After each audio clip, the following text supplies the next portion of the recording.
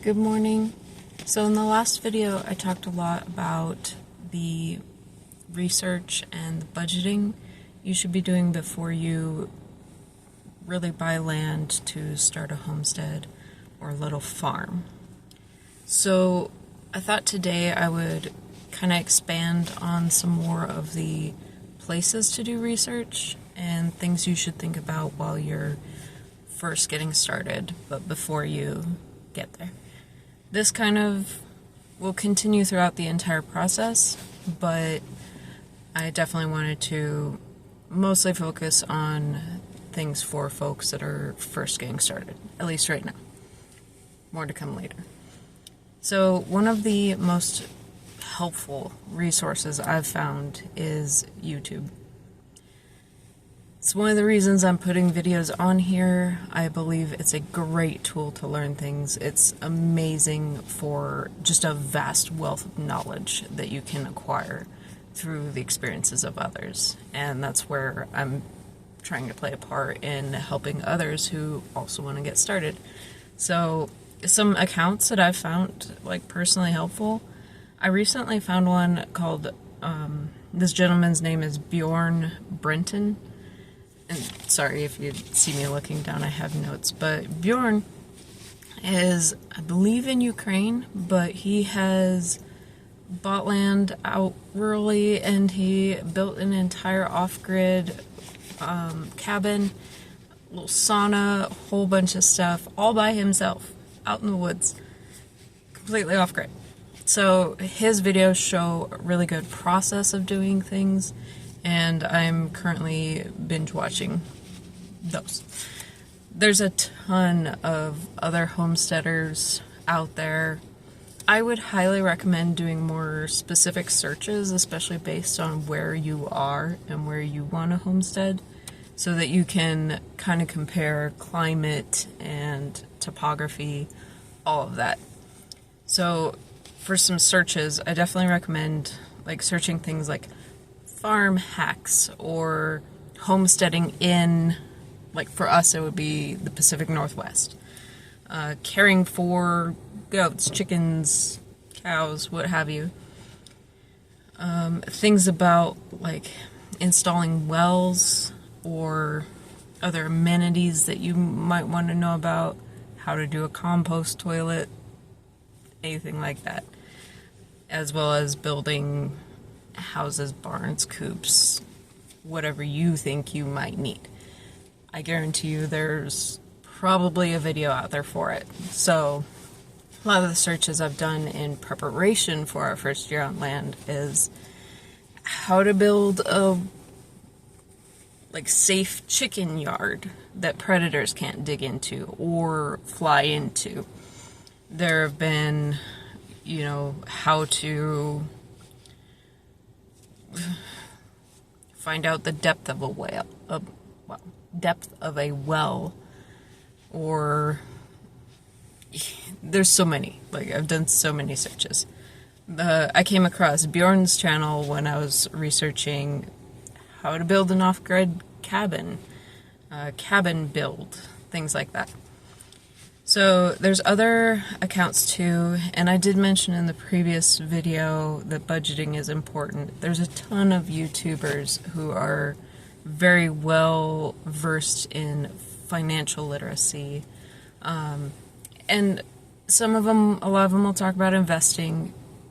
That may or may not be something you do, but saving, budgeting, those kinds of things are very important when you're first getting started, as well as the rest of your life. So people like Ali Abdaal, Graham Stephen, Dave Ramsey, and then if you have an Etsy shop or something like that, there's a channel called Brand Creators that I found really helpful. There's a lot of tips out there even on how to run a sustainable Etsy shop. They give updates of things that Etsy is changing, things you should be aware of if you are a creator. So all of that's incredibly valuable. Another thing I've done is I've found the YouTube channels for ecology and library branches that are close to where we want to live. So I follow Olympic National Park or the Olympic library system. And those things have just really helpful knowledge about local problems, local, conservation efforts, things that are important in the local ecosystems, which you can help out with your little farm. So we're excited to learn more about that, and specifically to our area, there's a endemic butterfly that lives out on the Olympic Peninsula, and some of their ecosystem is in decline. So who knows, maybe one day we can help out with that. Maybe we can raise butterflies or the plants that those butterflies need. So you can just learn a ton. So YouTube is amazing. You can also find homesteading conference videos. There's a local homesteading conference that takes place here in North Idaho, and it's huge. I haven't even been able to go to it yet because the tickets are so expensive. However, there's a ton of snippets and videos online from other conferences that are similar and some of the same speakers. So why pay to go to the conference when I can get a lot of the information on YouTube for free? So the second thing that would really help, like research-wise, especially in the day-to-day little home stuff, is I don't know if this is cheesy at all, but Pinterest. I found a ton of information on Pinterest, a lot of just hacks, and like you can search a lot of the similar stuff on YouTube: farm hacks, goat care, recipes. My favorite thing about Pinterest, though, is the recipes. So there are tons of canning recipes, easy recipes, ways of making your own homemade house cleaning products, eco-friendly products that you can make. And there's a lot of not so great information on there, but there's also a lot of really good information. So I tend to create little boards based on topics. Like I'll have one for barn and farmyard, and then one for gardens, one for home, and one for like creative ideas, even down to like decor. So there's a lot you can do on there, just looking at things, seeing if it would work, reading some of the comments too, because some people are like, this is bullshit, you can't do this. But there's a lot of cool DIY stuff on there that would work, as well as building up a little homestead cookbook for yourself and some easy recipes that would help you get started while maintaining your health while you're so busy working and you don't have a huge garden yet. Or ideas of things to do with excess tomatoes, excess cucumbers, when your garden really does take off. So that's actually a really helpful resource. A lot of times what I do is I'll find things on Pinterest or even Instagram, because I follow some Instagram like homesteading pages, but I'll screenshot some of the ideas and I save them into a Google Drive. So the third thing I kind of want to touch on is not so much research, but the organization of said research.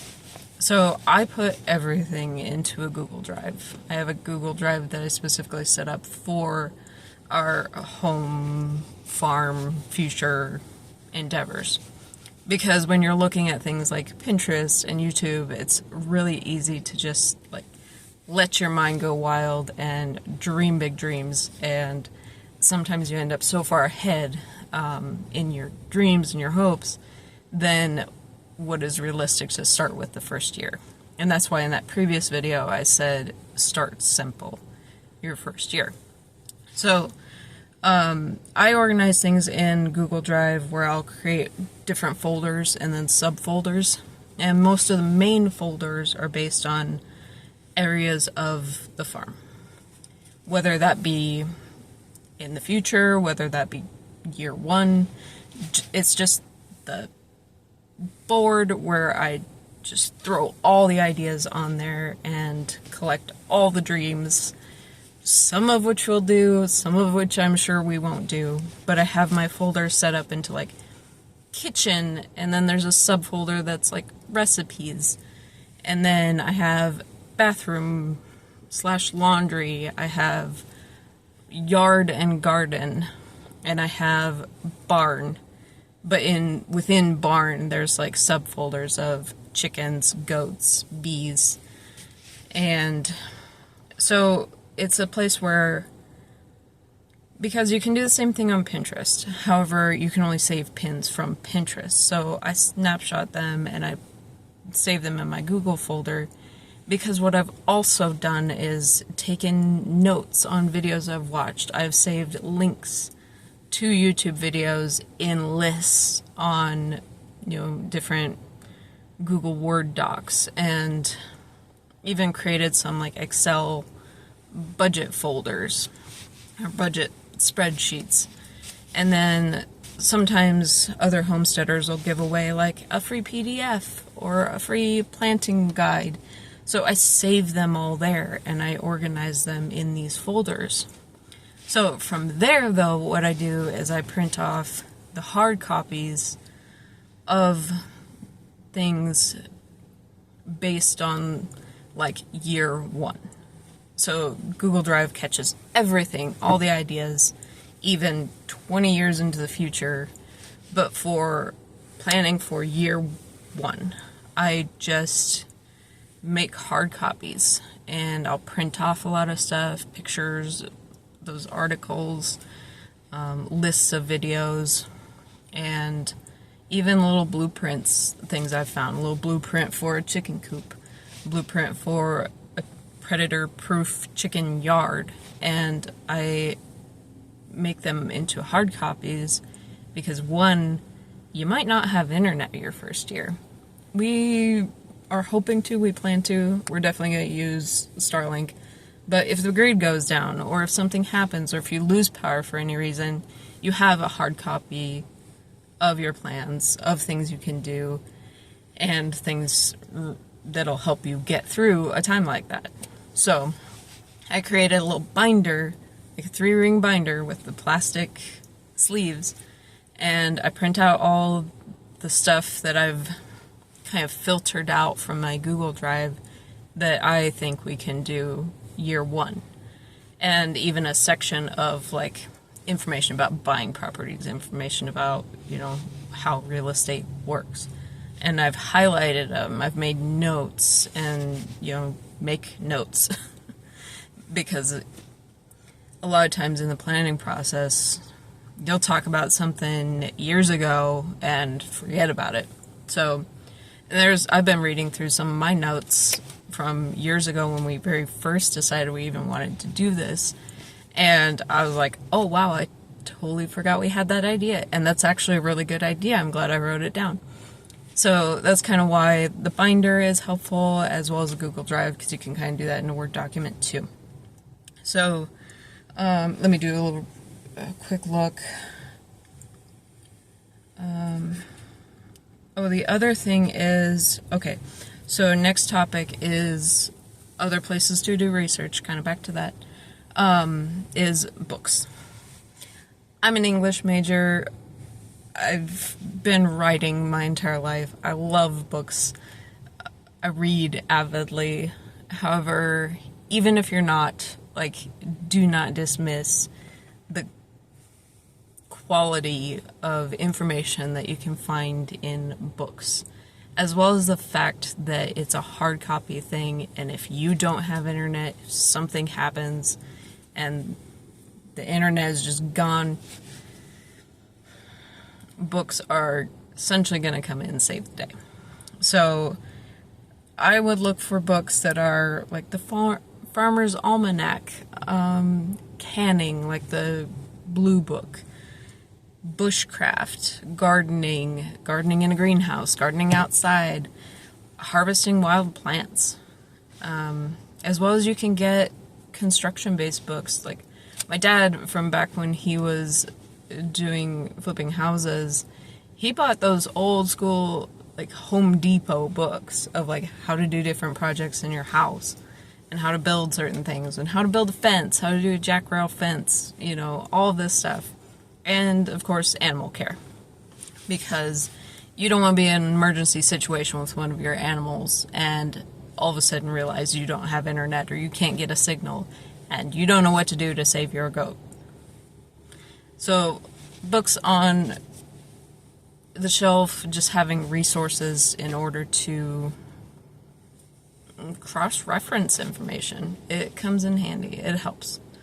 So you can find books on Tractor Supply, Amazon. There's a website called Thrift Books that I found really awesome and helpful. Home Depot. One thing I would be cautious of is AI written books. There has been some controversy in the news lately where someone had a book written by AI for mushrooms, and it led people horribly astray. So don't do that. I would say you can utilize ebooks or like audiobooks as well. Amazon again is helpful for that, but look into an app that's called Libby, Libby. And what it does is if you have a county library card, you put your library card information into this app and it will let you check out books like online. So you can listen to all these audiobooks that you check out and then check back in. And I was working a production job at the time when I found this app, and I kid you not, I read over 50 books within a year just because this app was an amazing resource and so easy to use. So the other thing is, sounds really simple, but talk to people. Talk to local folks at the farmer's market, your family, neighbors, anybody within that area. What you want to live, you want to homestead, you want to farm. And especially bonus points if you can talk to people who are doing something similar. Because these people are tried and true. They know what you can and can't do, what you can and can't accomplish. So, very valuable. Along with that, kind of like with the books, talk to people on social media too. You might not know them, but if someone's running a homestead page and they've been doing this for a long time, or they're just getting started, or they might be a few steps ahead of you, they're still a resource. You can still reach out to people and talk to them online, whether you know them or not. You know, and that's where, kind of similar like our page too. If you have questions, put them in comments, put them down below here in YouTube. Send us a message. Preferably not on that one. I would definitely prefer comments because it's easier to see. So, and like county fairs, where if you are going to the fair, it's well worth talking to people who are in a like 4-H group or a beekeeping group or something local, some local organization that can also help inform you. There's gardening groups, there's gardening's master gardeners certification groups. They're the experts in these fields and they know, especially in your local area. So use them as a resource too.